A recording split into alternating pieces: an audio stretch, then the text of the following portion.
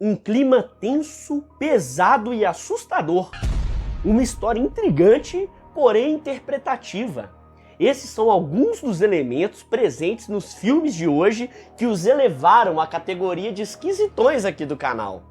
Pega sua Bíblia, não se afaste do seu atestado médico de sanidade, porque está começando mais uma lista de esquisitões aqui do Papo de Horror.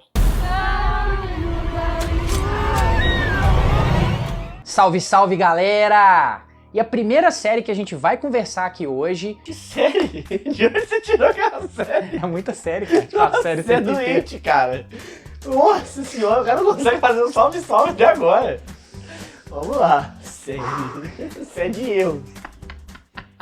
Salve, salve, galera! E o primeiro filme que a gente vai falar aqui hoje foi considerado um dos filmes mais assustadores de 2020. The Dark and the Wicked. É um filme de Brian Bertino, que lá atrás, na década passada, fez um home invasion muito conhecido do grande público, Os Estranhos. No filme, nós acompanhamos um casal de irmãos que decide visitar o pai que está extremamente doente e à beira da morte. Quando eles chegam em uma fazenda no interior dos Estados Unidos, onde eles passaram a infância, eles começam a perceber que a mãe, que passou o resto dos anos cuidando do pai, está apresentando um comportamento muito estranho. Logo, Louise e Michael vão perceber que ali na fazenda existe um mal muito maior que a doença do seu pai. Por mais que a premissa do filme possa parecer um pouco batida, isso sem dúvida alguma não pode ser dito da sua execução, porque os diretores conseguiram muito bem se apropriar dos elementos que fazem parte de um bom filme de terror para contar uma história extremamente tenebrosa. E a situação da família é extremamente desesperadora, porque o casal de protagonistas, além de lidar com a doença terminal do pai, também tem que lidar com a degradação mental da mãe, que acredita que uma entidade maligna quer se apossar da alma do seu marido. E essa situação caótica, extremamente desesperadora, é construída de forma muito gradual e muito sutil. Se a gente for ressaltar os aspectos técnicos do filme, quando a direção se apropria de determinados enquadramentos, ressaltando cantos, ressaltando sempre sombras, ela vai te deixando meio extremamente apreensivo, vai te fazendo entrar na neura dos personagens e você passa também a acreditar que o mal parece que a todo momento está espreitando aquele lugar. E o aspecto técnico não para por aí, porque a edição do filme, a edição de som do filme, ela é muito feliz, porque ela se apropria do silêncio para criar uma tensão no espectador e nos personagens muito grande. E além disso, por meio de uivos, por meio de passos e até mesmo do vento, o diretor consegue brincar muito com essas sensações que a gente tem de tensão, de apreensão, de angústia, e faz com que você fique o tempo inteiro se questionando que de fato existe uma presença maligna naquele lugar. Os jump scares, obviamente, estão presentes no filme. Mas ao contrário de outros filmes hollywoodianos que usam a torta e a direito, ali eles são bem empregados, porque além disso tudo, além deles terem impressionado a crítica, e são os jumpscares os grandes responsáveis pelas cenas que de fato fizeram com que o filme fosse considerado um dos mais assustadores do ano, eles agregam em muito para a história. É porque o jump scare, a gente não pode colocar ele numa categoria de um efeito ruim. Ele é bom quando ele é bem aplicado. E no filme, ele é de fato bem aplicado porque ele serve para mostrar como aquela entidade está tentando vulnerabilizar os personagens. É um objetivo muito claro, não de jogar um susto gratuito na tela, mas de mostrar como que aqueles personagens realmente estão sendo quebrados pouco a pouco para aquela entidade cumprir o seu objetivo de possuir aqueles corpos ali. A direção do Brian Bertino se mostrou muito mais competente se formos comparar a direção dele com o seu sucesso anterior, que é Os Estranhos. Mas convenhamos, a gente percebeu que ela carece de muito mais substância, o que teria levado o filme para outro patamar.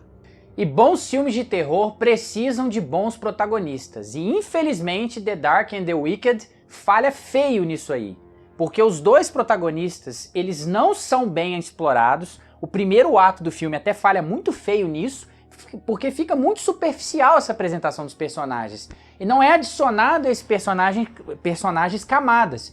Então você não consegue muitas vezes até se conectar com eles. Além disso, aquele ambiente de imersão e aquele terror mais sugestivo que está muito presente na primeira metade do filme, infelizmente é deixado um pouco de lado quando o filme vai se aproximando do final. Parece que ele quis de fato transitar entre aquele terror mais diferentão, aquele terror mais contemplativo, mas se apropriar de elementos do terror convencional, e no final do filme ele perde meio a mão, apelando para um jump scares desnecessários e uma trama um pouco mais rasa. Parece que dá aquela sensação que a entidade tá lá, presente, mas meio sem propósito. Ela só quer meio que dar susto na galera e ferrar com aquela vida, e é porque eu cismei com aquela família. E isso de fato quebra um pouco o clima do filme. Agora, apesar dessas críticas que a gente teceu sobre o filme aqui, é de fato uma experiência muito sensorial, e se você criar o ambiente imersivo necessário e um ambiente imersivo que vai realmente te proporcionar essa experiência sensorial, com certeza vai ser uma obra que vai te impactar. Galera, não se apegue a essas críticas, porque isso não diminui o impacto do filme. Como ele disse, se você criar um ambiente de imersão, de preferência, assista à noite com fones de ouvido e você com certeza vai ter e vai sentir com ênfase a experiência que é The Dark and the Wicked. Já deu para perceber que as dicas de hoje vão ser mais voltadas para esse terror psicológico. Se você curte essa vibe, já se inscreve no canal e ativa o sininho de notificações, porque com certeza mais dicas como essas de hoje virão por aí. E se você curte esse terror mais cabuloso e diferentão, com certeza você não vai querer perder. E o próximo filme da nossa lista é o drama de horror The Other Lamb. No filme, Sela participa de um culto religioso extremamente radical que é conduzido por um homem, que é chamado de O Pastor. Só que a Sela, ela começa a questionar os ensinamentos que ela recebe nesse culto, imprimindo um tom extremamente poético e criando uma atmosfera imersiva. A diretora polaca Małgorzata Szumowska consegue mostrar com o filme que elementos triviais da vida, como família, religião, até mesmo sexo, podem ser elementos extremamente perturbadores, ao ponto de assustar o espectador, quando esses elementos que deveriam ser comuns e triviais da vida humana passam a ser manipulados por mentes extremamente perversas. A submissão e a crença cega em líderes religiosos são elementos muito presentes no filme. Além disso, a obra consegue discutir outros temas muito sensíveis, como a exploração sexual, a sodomização e até mesmo a objetificação das mulheres, que inclusive é um tema muito presente nos dias de hoje. E o filme nos remeteu logo de cara à Vila, do M. Night Shyamalan, porque você já consegue fazer um paralelo entre todos aqueles elementos que A Vila teve, que é você pegar uma comunidade rural de séculos passados com alguns elementos do presente. E o The Other Lamb, ele faz mais ou menos a mesma coisa. Porque você vê que aparentemente parece que é uma comunidade rural, um culto religioso rural, mas que tem alguns elementos da modernidade, como trailers, bonecas de plástico. Então ali você já começa a perceber que é um filme meio que diferentão. Tecnicamente, o filme realmente é uma aula de cinema em muitos aspectos. A direção aposta em vários closes nos personagens para tentar demonstrar o que o personagem está sentindo de verdade. Porque convenhamos, como o culto religioso ele é bastante restrito, então os personagens são tolhidos de exprimir o que de fato que eles estão sentindo. Então resta ao espectador, por meio dos closes escolhidos pelos diretores, tentar imaginar o que os personagens estão sentindo de verdade, principalmente quando difere muito do que eles estão falando em tela. A direção de arte é outro destaque fundamental do filme, porque ele já de cara estratifica esse culto, colocando em dois lados opostos mulheres que são as esposas do pastor e as filhas do pastor.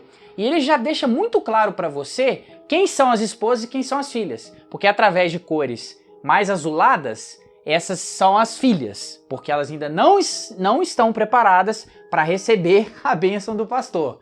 Já as esposas utilizam tons mais avermelhados, para mostrar que elas sim já fazem parte ali daquele aquele bacanal religioso. Exatamente. O filme se mostra extremamente relevante para a atualidade.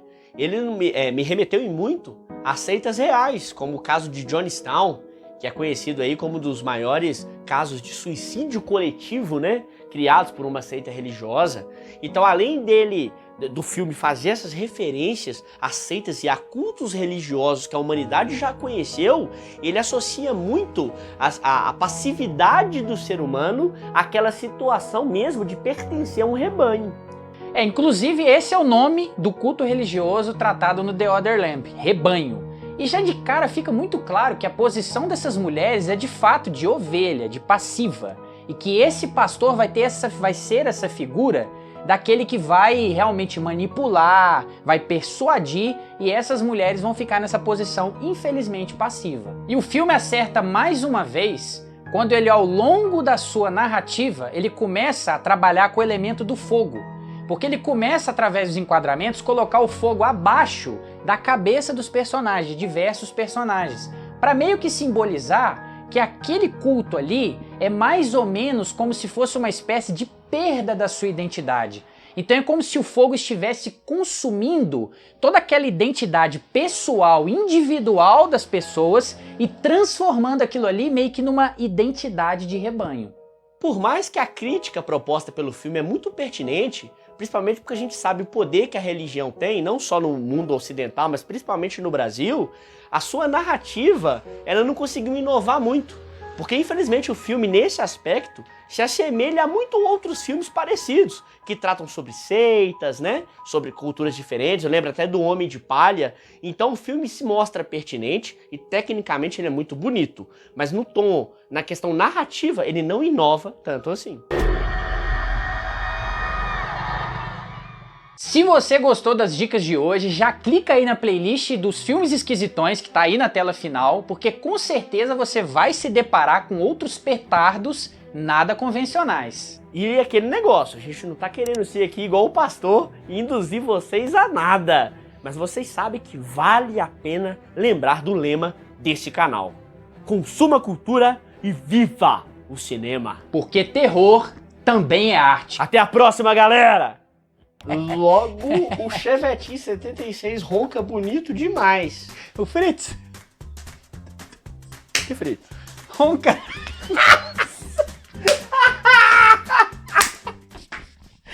Ronca.